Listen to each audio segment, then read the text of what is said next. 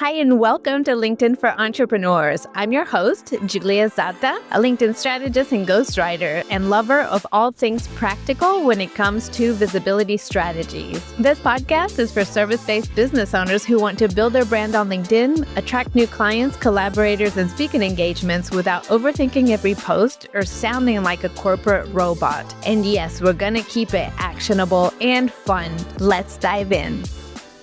Today's episode is for you if you're a business owner who's pivoting from a platform like Instagram and now wants to get serious about LinkedIn. Or if you've been on LinkedIn for a while but haven't refreshed your profile in a minute. Because here's the thing, your profile on LinkedIn, when you're a business owner, needs to read like a landing page, not like a CV or like a digital resume. And today I'm going to walk you through exactly what I mean by that so that you can start optimizing your profile today. Just last week, I was speaking to a brand photographer who's moving into more corporate and branding work. She's built her business on Instagram, but the clients that she's targeting now are on LinkedIn.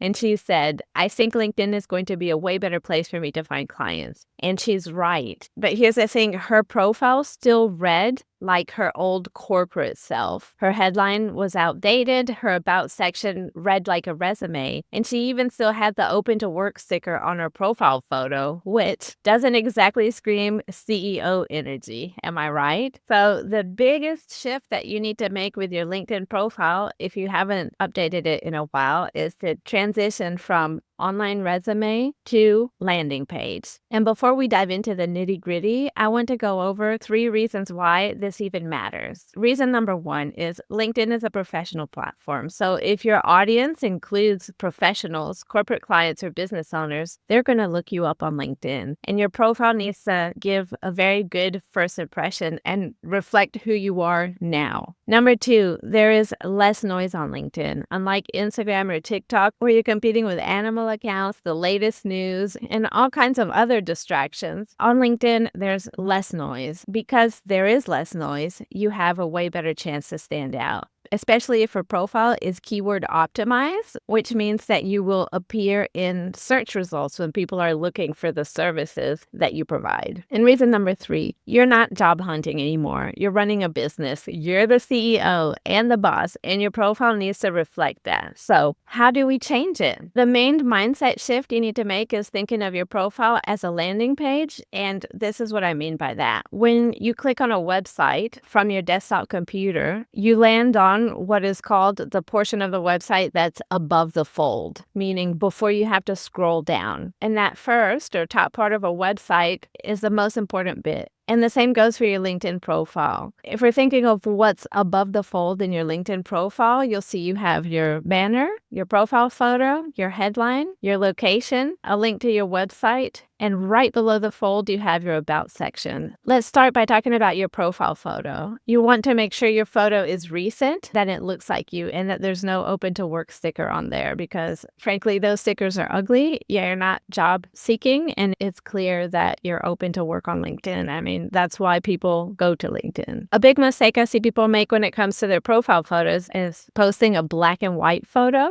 So let's avoid that and instead post a recent picture of yourself in color, looking at the camera, and make sure that in your profile settings, that photo is visible to all LinkedIn users and not just your first and second degree connections, because that photo is the first thing people see when they look for you, and you need to be immediately recognizable. And next, we're going to talk about your headline. This is another extremely important piece of your LinkedIn profile. It shows up everywhere. Every time you send a DM, when you share a new post, when you comment on other people's posts. And so you want to make sure that your headline is succinct and that it expresses the transformation you provide. A mistake I see people making when it comes to their headline is using all the characters that are allowed there. And so the headline ends up looking like a short paragraph, which is overwhelming when it should really read like a newspaper headline. It needs to be impactful and it needs to grab attention. And it also needs to explain exactly who you help and how you help them. And so one of the easiest formulas to start with when it comes to redacting your headline is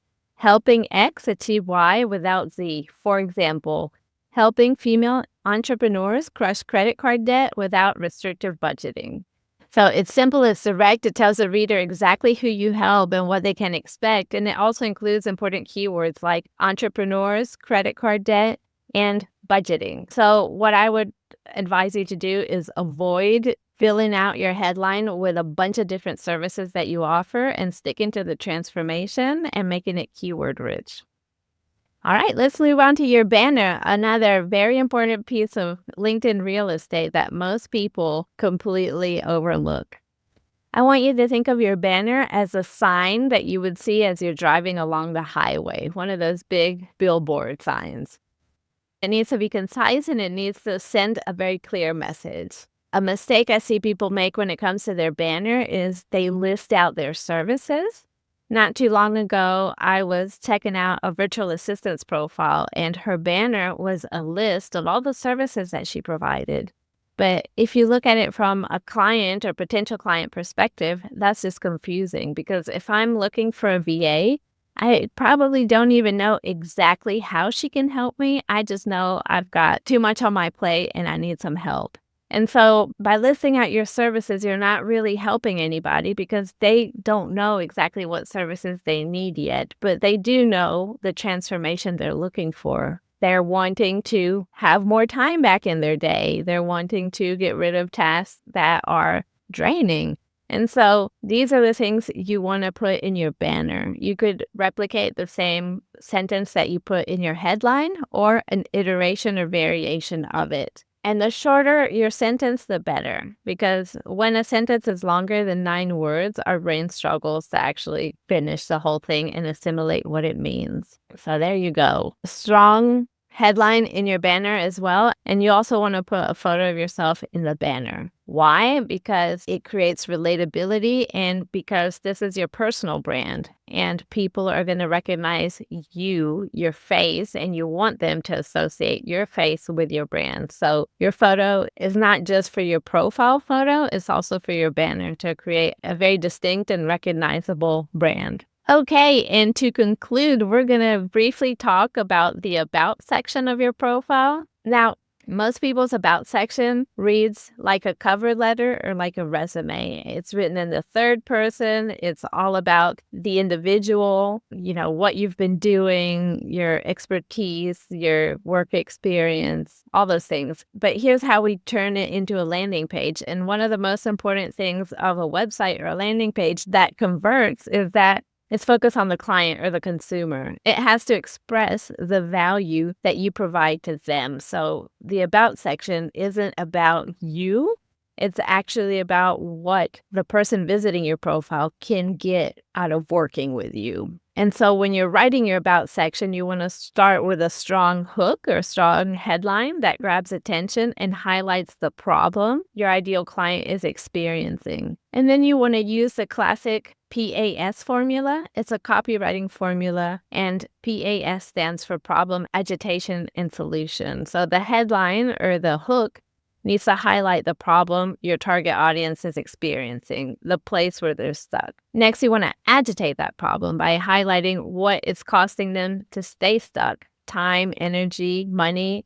What is the consequence of not overcoming that problem? And lastly, you want to offer a solution, and the solution is the transformation that you can provide. So follow the PAS formula, the problem, agitation, solution formula, in your About section so that it is about your target audience and not about you. And then once you've completed the first part of your About section using that formula, you want to add social proof. So any testimonials, any important collaborations, any client wins that you can add to give your work more credibility. And after that, you want to end with a very clear call to action, just one call to action. How do you want people to get in touch with you? Is it via DMs? Do you want them to email you? Or is there a link that they can book a call with you somewhere? Tell them how to get a hold of you. So to recap, as a business owner, your LinkedIn profile is important because it shows you are a credible professional, and your profile should read like a landing page, not a resume. So it should be client focused. It should show the benefits of working with you, and it should highlight the transformation, not your services, because you're the one that can explain to your potential client what services they need they're not going to know that right off the bat. They're going to know where they're stuck and where they want to get to. So that's why you should focus your profile in that way. And if you want a step-by-step version of everything I just shared, but a little bit more in detail, I have a free LinkedIn crash course for entrepreneurs. It's a 30-minute video masterclass that walks you to how to optimize your profile and get started on LinkedIn. You can find the link to download it in the show notes. So have a look if you need a little bit of extra help filling out your profile. And if you found this episode helpful, let me know. You can send me a DM on LinkedIn or on Instagram.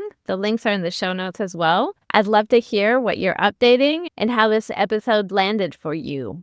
Next week, we're going to be digging into the next big question. Once you've updated your profile, what should you actually post on LinkedIn as a business owner? So we'll cover how to build trust, visibility, and engagement without burning out on posting every day. I look forward to being in your earbuds again next week. Have a lovely day. Thanks for tuning in to LinkedIn for Entrepreneurs. If you found this episode helpful, please share it on LinkedIn or on your favorite social media platform. And if you really want to make my day, leave me a 5-star review on Apple Podcasts. It helps more business owners find this show. Thanks again for listening, and I'll see you in the next one. Bye for now.